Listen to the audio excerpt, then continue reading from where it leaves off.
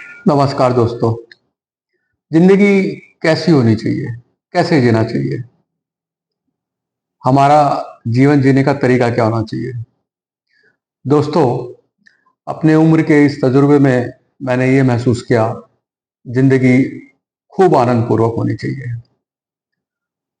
ऐसा नहीं है कि जिंदगी में किन्हीं अन्य भावों का महत्व नहीं है। क्रोध, ग्लानि, डर, उन सब का महत्व है, लेकिन वो अपने आप मिलते हैं। लेकिन आनंद आनंद प्राप्त करने के लिए आपको मेहनत करनी पड़ती है। तो जिंदगी में हमें जो महत्वपूर्ण काम करना है, हमेशा आनंद की खोज करनी है। हर चीज में कैसे अधिक से अधिक आनंद लिया जाए, कैसे अधिक से अधिक अपने आप को हर स्थिति के अंदर आनंद पूर्वक रखा जा सके, ये हमारी जिंदगी का मुख्य उद्देश्य होना चाहिए।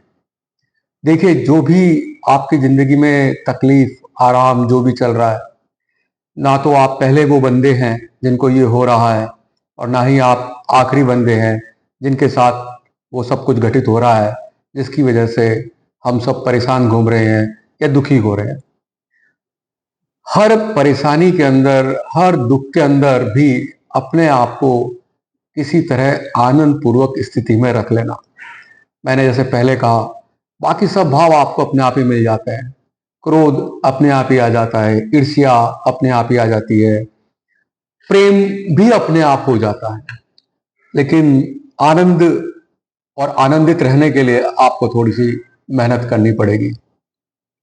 तो जिंदगी जीने के लिए सबसे महत्वपूर्ण चीज है जिसके लिए प्रयत्नशील रहना चाहिए, वो है आनंद।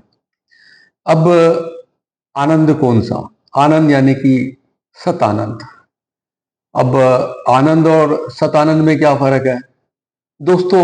आपका वह हर कोई आनंद जिससे किसी और अन्य जीव को या मानवता को नुकसान नहीं पहुंच रहा हो या उसको तकलीफ नहीं हो रही हो, वो आनंद। आप किसी की खिल्ली उड़ा करके, उपहास उड़ाकर भी आनंद प्राप्त कर सकते हैं, लेकिन उसका दिल दुखा करके या किसी और को दुखी करके या किसी और का नुकसान करके, किसी और के पीछे गॉसिपिंग करके या फालतू की बातें करके अगर आप आनंद प्राप्त कर रहे हैं, तो वो आनंद सत्य आनंद नहीं है। और लॉन्ग टर्म के अंदर, दूरदृष्टि के अंदर, दूरदर्शिता के अंदर वो आपको नुकसान करेगा ही करेगा। दूसरा, आप ऐसा कोई आनंद जो भविष्य में आपको नुकसान पहुंचाए, आने वाले टाइम के अंदर या लॉन्ग विजन के अंदर आपको नुकसान पहुंचाए, वो आनंद भी आपके लिए सत्य आनंद नहीं कहलाएगा। सत्य आनंद जिसके अंदर आप किसी दूसरे जीव या दूसरे इंसान की नुकसान नहीं पहुंचावे, वह आनंद। और दूसरा, आप अपना खुद का भी लॉन्ग टर्म के अंदर नुकसान नहीं पहुंचाए। उदाहरण के तौर पे, अगर आप कोई नशा पत्ती कर रहे हैं तो वो एक बार आपको आनंद तो देगा, लेकिन लॉन्ग टर्म के अंदर बाद में उसके साइड इफेक्ट्स, उसके जो दूरगामी परिणाम है, वो आपको तकलीफ देने वाले हैं।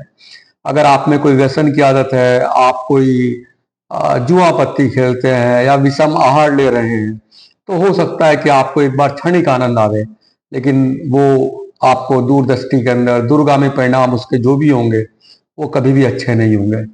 तो हमारा जीवन आनंद प्राप्ति के लिए बना है, लेकिन एक तो वह आनंद जो किसी अन्य जीव को किसी भी तरह से तकलीफ नहीं पहुंचावे, वह।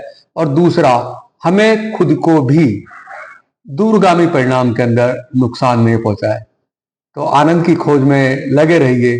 जिंदगी बहुत अच्छी है। आपको कुदरत ने, प्रकृति ने, भगवान ने, आपके इष्ट ने, आप जिसको भी मानते हैं, उसने आपको इतना कुछ दिया है। अगर आप कंपेयर किसी अपने से ज्यादा तकलीफ पाने वाले व्यक्ति से करेंगे, तो आपको वो आइडिया आएगा, आपको मालूम चलेगा कि आप कितने सुखी हैं। तो खूब आनंदित रहिए और खूब एंजॉय करिए।